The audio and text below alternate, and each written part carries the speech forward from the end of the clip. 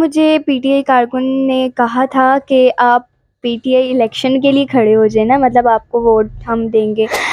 کپتان کا عاشق تھا ذلے ہائے مار دیا تم نے مل کے، اجڑا وہ گھر جو ہنستا تھا، کپتان کا عاشق سچا تھا۔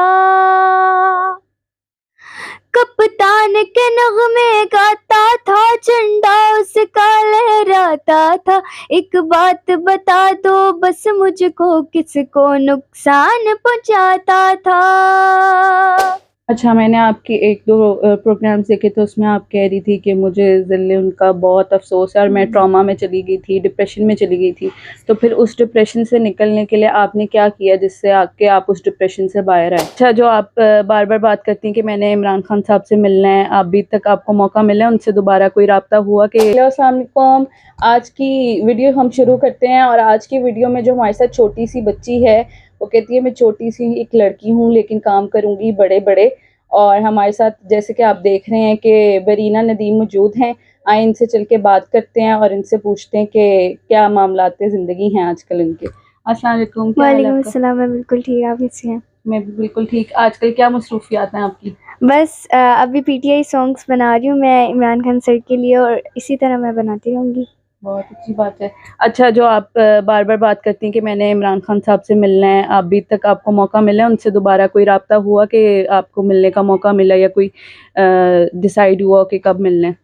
ابھی تک کسی نے کہا تو نہیں ہے کہ ملوانا ہے، لیکن ابھی میں زمان پاک جاتی ہوں تو بہت زیادہ کراؤڈ دیکھ کے مجھے بہت زیادہ اچھا لگتا ہے، اور میرا دل کرتا ہے میں اور زیادہ گانے بنواؤں، اور ابھی تک کسی نے کہا تو نہیں ہے۔ انشاءاللہ میں چاہتی ہوں کہ اگر خان صاحب میری کوئی بھی ویڈیو دیکھ رہے ہیں تو پلیز میں ان کو جتنے بھی میں نے گانے ان پہ لکھے ہیں اور میں ان کو ڈیڈیکیٹ کرنا چاہتی ہوں اور ان کو لائیو سنانا چاہتی ہوں۔ بہت اچھی بات ہے۔ اچھا، آپ کتنے سال کے ہو؟ 12۔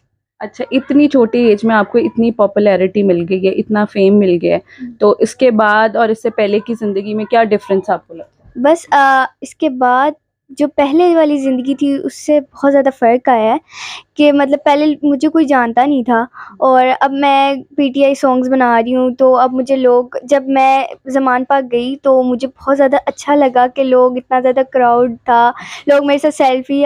اچھا، میں نے آپ کے ایک دو پروگرامز دیکھے تو اس میں آپ کہہ رہی تھی کہ مجھے ذل ان کا بہت افسوس ہے اور میں ٹراما میں چلی گئی تھی، ڈپریشن میں چلی گئی تھی۔ تو پھر اس ڈپریشن سے نکلنے کے لیے آپ نے کیا کیا جس سے آپ اس ڈپریشن سے باہر آئے؟ میں نے ان کے اوپر ایک سانگ لکھا تھا ضلع شاہ پہ، جب ان کی ڈیتھ ہوئی تھی، تو میں نے کہا کیوں نہ اب یہ انصاف کا بولنے کا موقع ہے تو اب میں کیوں اس کو ضائع جانے دوں، تو میں نے کہا میں اب اس پہ لکھتی ہوں گانا، تو میرے میں اگر ٹیلنٹ ہے تو میں ضائع کیوں کروں۔ میں پوری رات سوئی نہیں اور میں نے کہا کہ میں لکھتی ہوں، میں نے لکھا، ایک دن میں پورا گانا لکھا اور پھر میں نے ان کو ڈیڈیکیٹ کیا۔ چلو وہی گانا سناتا ہوں۔ جی۔ کپتان کا عاشق تھا ذلے ہائے مار دیا تم نے مل کے، اجڑا وہ گھر جو ہنستا تھا، کپتان کا عاشق سچا تھا۔ کپتان کے نغمے گاتا تھا، جھنڈا اس کا لہراتا تھا، ایک بات بتا دو بس مجھ کو، کس کو نقصان پہنچاتا تھا۔ خون اس کا رنگ لائے گا، یہ ظلم کا دور اب جائے گا، انصاف کی کرنیں نکلیں گی چار سو، انصاف کی کرنیں نکلیں گی چار سو، انصاف کی کرنیں نکلیں گی چار سو۔ ماشاءاللہ، آپ کی آواز بہت پیاری ہے، اللہ آپ کو اسی طرح گانے کی توفیق دیں۔ اور ویسے آپ کے فیوچر پلانز میں نے دیکھی آپ کی ایک دو ویڈیوز کے، آپ کہتی ہیں میں نے انجینئرنگ کو بھی رکھنا ہے اور سنگنگ کو بھی پرسیو کرنا ہے، تو اگر آپ اس پیک پہ پہنچ جاؤ ایز اے سنگر کہ اتنی پیک پہ پہنچ جاؤ اور انجینئرنگ بھی کر لو، تو پھر کس آکوپیشن کو آپ آگے پرسیو کرو گے کہ میں نے یہی رکھنا ہے؟ سنگنگ کو کرو جی، گے؟ سنگنگ کو۔ اور آپ کی جو انسپریشن ہے وہ میڈم نور جہاں ہے، تو میڈم نور جہاں کا کچھ سنا دے جو آپ کو بہت پسند ہو۔ جی، میں آپ کو سنا دیتی ہوں جدو ہولی جلانا میرا نام۔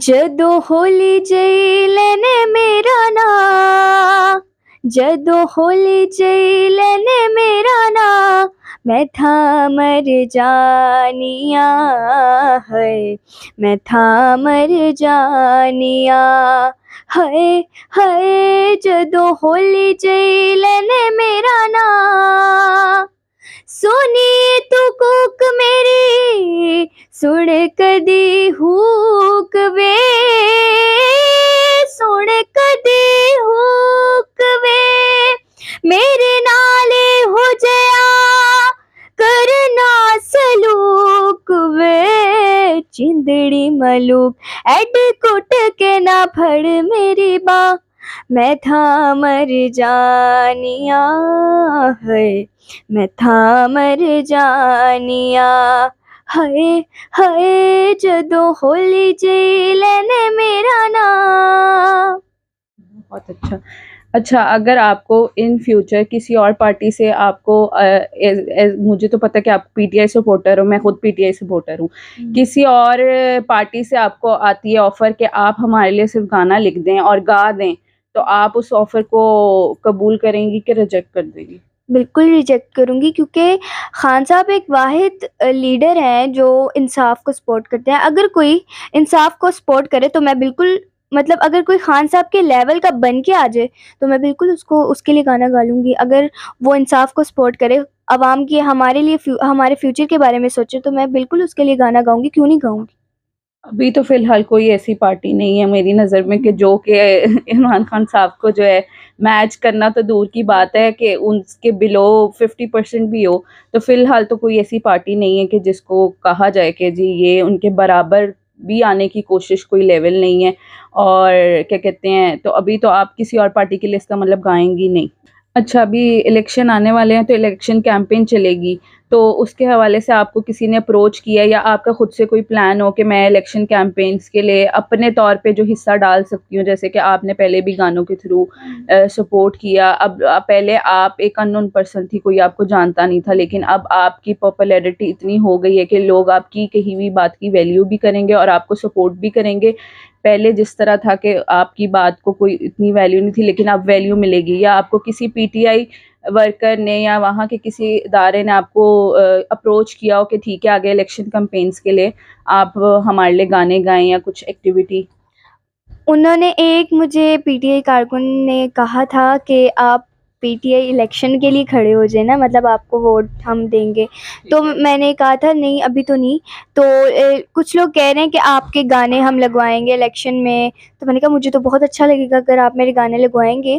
تو میں یہی کہنا چاہوں گی کہ الیکشن یہ کیوں نہیں کروا رہے، یہ ہماری جو حکومت ہے ابھی امپورٹڈ حکومت جو ہے ہماری، کیوں نہیں یہ الیکشن کروا رہے؟ کیونکہ خان صاحب دوبارہ نہ آ جائیں، اسی لیے الیکشن نہیں کروا رہے.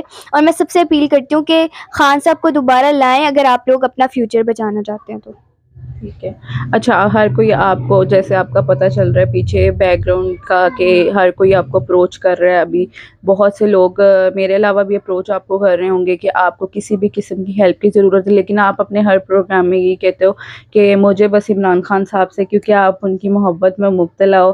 تو آپ ہر انٹرویو میں اپنے یہی کہتی ہو کہ مجھے کچھ نہیں چاہیے، بس مجھے ان سے ملنا ہے. اور ان کو آپ نے جو گانے ان کے لیے لکھے ہیں اور گائے ہیں ان کو ڈیڈیکیٹ کرنا چاہتی ہو، ظاہر آپ سنانا چاہتی ہو.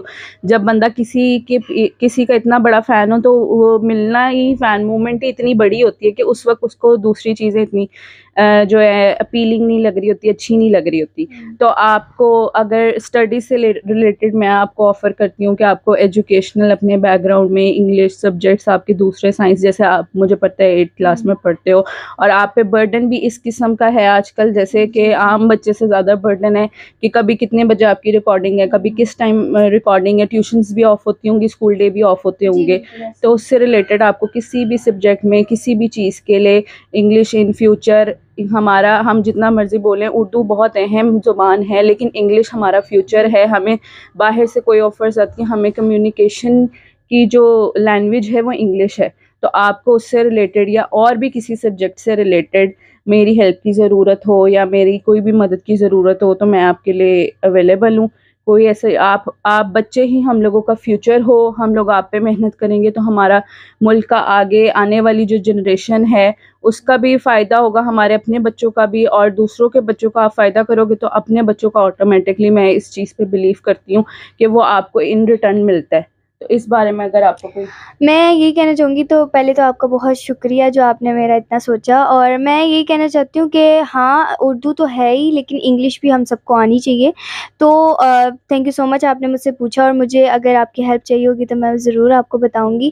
اور میں تو بس یہی چاہتی ہوں کہ ابھی میں خان صاحب سے مل جاؤں، اس کے بعد پھر میں دیکھوں گی ان فیوچر کیا بننا چاہتی ہوں. انشاءاللہ آپ خان صاحب سے بھی ملیں گی. آپ نے جتنے انٹرویوز دے دی ہیں، انہوں نے آپ کی ویڈیو آگے شیئر کی، پوسٹ کی، وہ بھی ان کو بھی ظاہر ہے کہ پتہ ہے کہ ان کے فینز اتنے زیادہ ہیں، اور انہوں نے آپ کی ویڈیو کچھ سوچ کی آگے شیئر کی ہوگی.